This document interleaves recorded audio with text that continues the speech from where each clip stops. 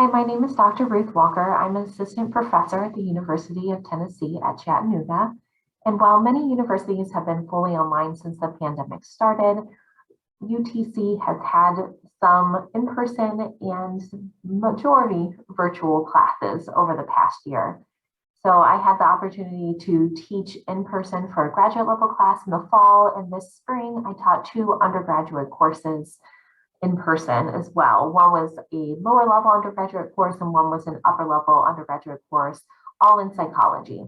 So what I wanted to do was just talk about some of the changes in student expectations that I've noticed over this past semester, and just to give you a few suggestions for how we might be able to help students make the transition to in-person learning in the fall. So one of the biggest things that was somewhat of a surprise for me on my first day of teaching this semester was that not everyone is coming back to college. For some students, this is going to be their first time attending college classes in person. The end of my first stats class this semester, I had a young man come up and just express to me how excited he was to be taking an in-person class. It was his very first in-person college class. And throughout the entire semester, you could see that this was something that he very much valued. His attendance was excellent. He was always in class, always paying attention. He was a freshman this year, and so this was his very first and only in-person class. So for some people like him, it was really great. He was very excited to be back in the classroom, ready to go, wanted that college experience that matched those original expectations that he had. For some other students, that was not ideal for them to be coming back to the classroom because of all the hassles associated with being there in person. So you have to, get dressed, get in the car, or go outside and walk, and get to the classroom, physically be present. And so it was very difficult for some of the students to do that. And I definitely saw that in terms of classroom attendance throughout the semester. So that struggle with getting back to the classroom and back in person that I didn't notice as strongly before. So next year, we're going to have sophomores who will be new to the college experience in many ways. And we're also going to be having freshmen that are going to come from a variety of different experiences from their last year in high school. And so we need to be prepared for those varying levels of experiences and expectations that are going to come with that, and then knowledge about how to navigate college because of those differences in experiences. One big thing that I have noticed over the past year is that if you build a virtual option, a Zoom option, for example, they will not come to class. I noticed this with my graduate students in the fall, and I also noticed it this semester.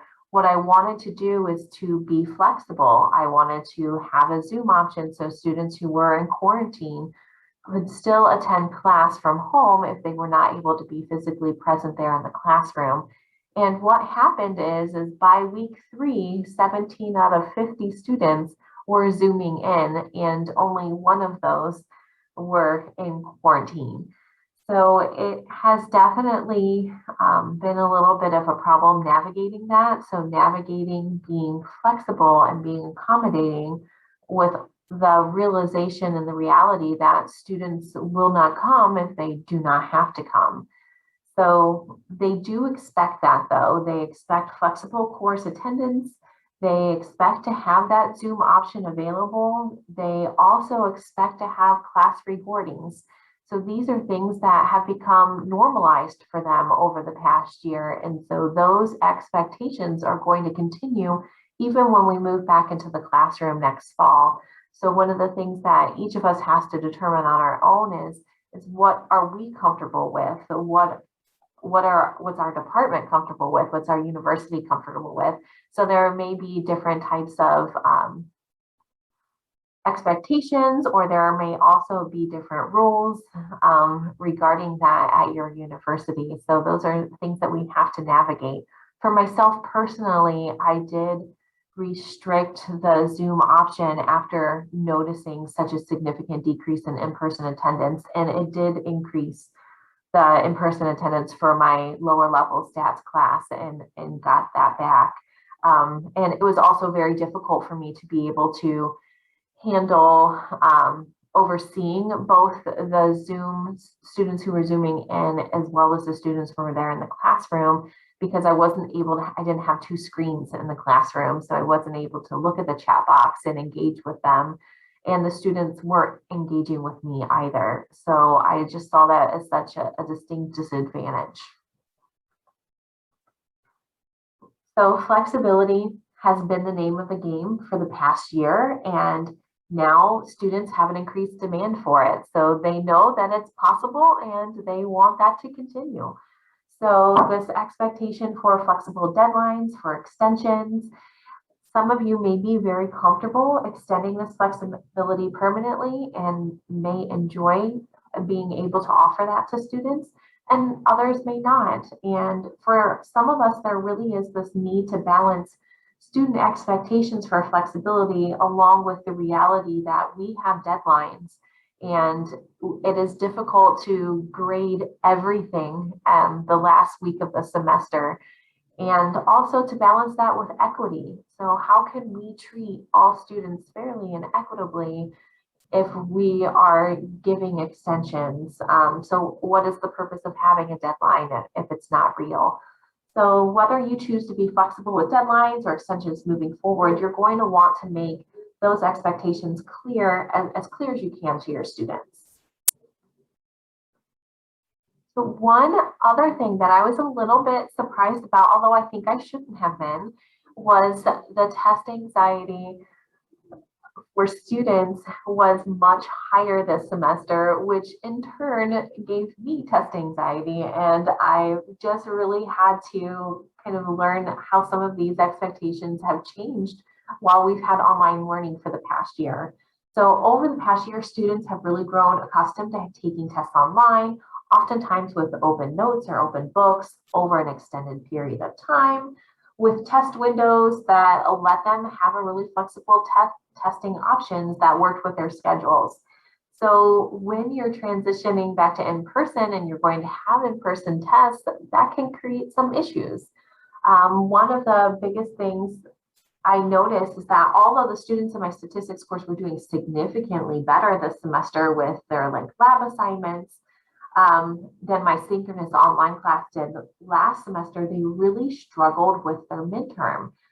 So test anxiety always seems to be heightened in statistics classes in general, but it was really clear to me just watching them as they took the test and as well speaking with students afterwards that they didn't know how to prepare themselves, even though I gave them a study guide, even though we did a test review, even though they had a practice test. They were not used to studying to remember information. They were used to learning where to find the information needed to answer a test question, which is not the same type of learning. So they really need to have some more structured study strategies. So when it got to the final, I had a list of that included on my study guide. So if you're studying for this final, I suggest that you start here and then do this and then maybe review this. So I tried to be a lot more structured in my study tips for that final to help them a lot more with that. Students also believe that the testing modality can be flexible and they expect it to be flexible. So even knowing that their date and time for their final in my class is set by the university, it was on their syllabus from day one. And then halfway through the semester, students were really taken aback by the set date and time for their final.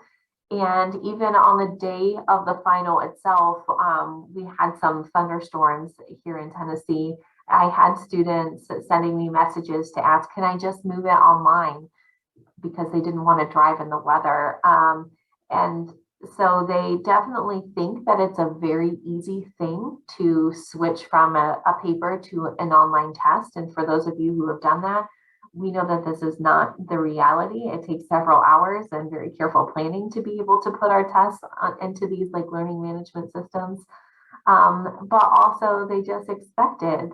They would like to have those flexible testing options. They would like those extended dates and times and open notes and books and all of those types of things. And the flexible dates was a big one, particularly for that final, because students had planned vacations, they had planned leaving the city, they had planned all of those things, and then to learn that they have a scheduled date and time for their final, which is normative at many universities across the United States, was very difficult for them because that's not something that many of them, particularly in my lower level class, had ever dealt with before. But even in my upper level class, it wasn't something that they were ready and wanted to deal with again. So that's just another thing to consider. What are you comfortable with doing? And there has also been a lot of conversations around cheating in online testing situations. I know in my department alone, there has been a lot of issues with that, with students taking tests together and sharing answers and screenshotting. So that's another thing that we have to balance is, are we comfortable with that? Do we think that our tests can go over and above that and go beyond the ability to be able to cheat? So just some things to think about for that. So I mentioned the messages that I had gotten from students in regards to the final because we had some thunderstorms. So this was something that took me by surprise and did give me some laughs this semester, was the students' expectations for weather accommodations. And the reason that I was laughing is that I'm from Northeast Ohio originally, and we would go to class when there were, a foot of snow outside and it was actively snowing, because, Northeast Ohio is prepared for that type of weather. And in a previous university I worked with in Missouri, I remember once going down to the basement because there was a tornado warning. And once it passed and we were able to go back up, people went right back to classes. So I was very surprised this semester, the first time it was raining, when I had messages from no less than 5 students in my first class asking if they needed to walk to class in the rain, and they were concerned about their laptops getting wet, and can they just Zoom in because they didn't want to risk driving. So all of these things that, are legitimate concerns, many solved by using an umbrella. It was not a heavy thunderstorm. It was just some rain. So I was surprised that every time it rained, I received the same messages. And of course, it rained the day of the final. So I received even more messages about, were we still having the final? Was I canceling it? And all of these things. So there is definitely, again, that increased expectation for flexibility. And I think sometimes that this can really work in our favor if the weather is dangerous, if it is not going to be accommodating or safe for students to be coming to class. I think being able to have that flexibility to switch to Zoom and having students who are used to doing that and comfortable doing that can really be a strength. But it also means alternatively that we have to help students discern and learn when that would be an appropriate option. And that could be a really difficult thing given the number of messages I got for it being raining. And my office is at the edge of campus. So I'm walking in the rain for over 10 minutes to get to this class. And which is why I had to chuckle that students who were walking a shorter distance to class were so upset by it. So one thing I've noticed myself, but I've also heard other professors and faculty members talking about this, is the difficulty with encouraging some in-person class participation. And I think some of this has been hindered by the masks in the classroom and also sometimes the sizes of a classroom. So for example, I had a 50-person statistics course. So we were in a very large auditorium in our student center. And it was great in terms of making sure we were all safe and all distanced. But it was also difficult because there were times when students were asking a question that I really had to walk all the way across the room because I couldn't hear them, which I know made students less likely, particularly those who were sitting in the back, less likely to participate. The students who were sitting in the front as the semester went on did open up more and get more used to participating.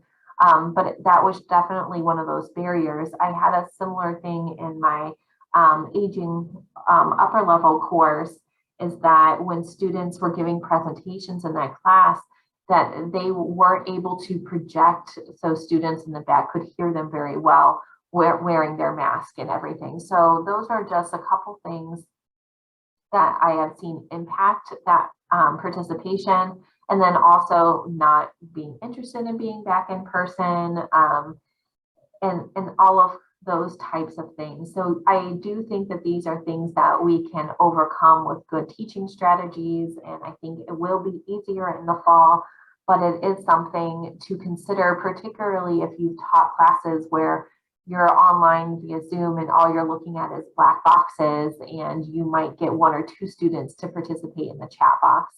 And so that could be a really difficult thing. How do we transition to get students used to participating in classes and contributing and doing things when they haven't done that so much over the past year? So now that I've just gone through and talked about some of the things, and again, this is not an exhaustive list, they're just some of the major things that I've noticed. I just wanted to talk very briefly about a couple things that we can do to support students as they're transitioning back to in-person learning. So one of the things that I've mentioned is just to make our expectations explicit. We can't assume that students understand what the norm is, or they understand what is typical. Any of those rules that are kind of hidden we need to make those explicit to them. So for example, during my final, I had several students asking if they could get up to go to the bathroom. And I was a little bit taken aback by that. And it was honestly, well, the one student was like 5 minutes in. And it's something that I didn't think that I didn't even think to mention or to make an announcement. If you have to go to the restroom, please go now. Because again, it's just one of those normal, or I thought normal, expectations that just wasn't normal for this group of students anymore, because again, they've been taking their tests online, and it hasn't been a big deal if they wanted to leave to go to the restroom or get something to eat or do any of those things. So I think that we're really going to have to work over the next year to make some of those expectations again more explicit, so that we're all on the same page, because what I found is that we just aren't right now. One of the other things is to build in time management and study tips to give more reminders than I typically would to give specific study tips.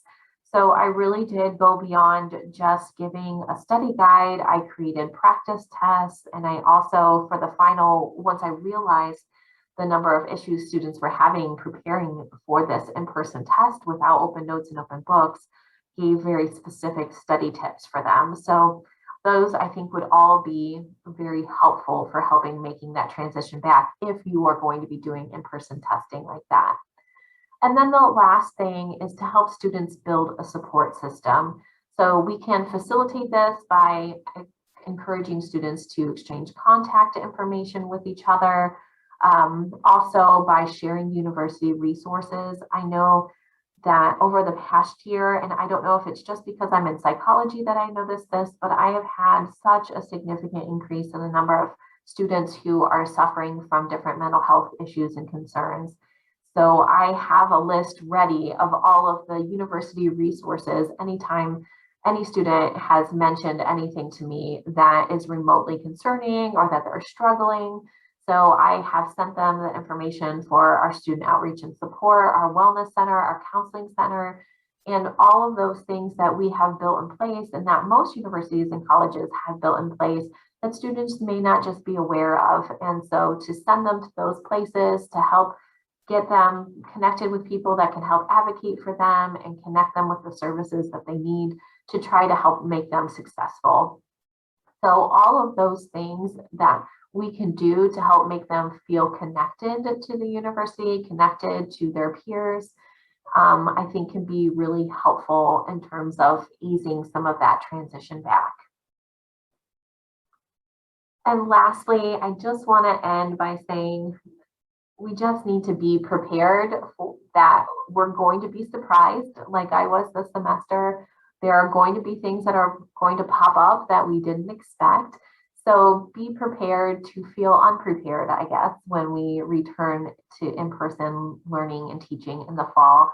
And just we have to find ways to work around this. It's going to be tricky, I think, for the next year, getting used to this. And how do we come back from being completely virtual in many cases for over a year?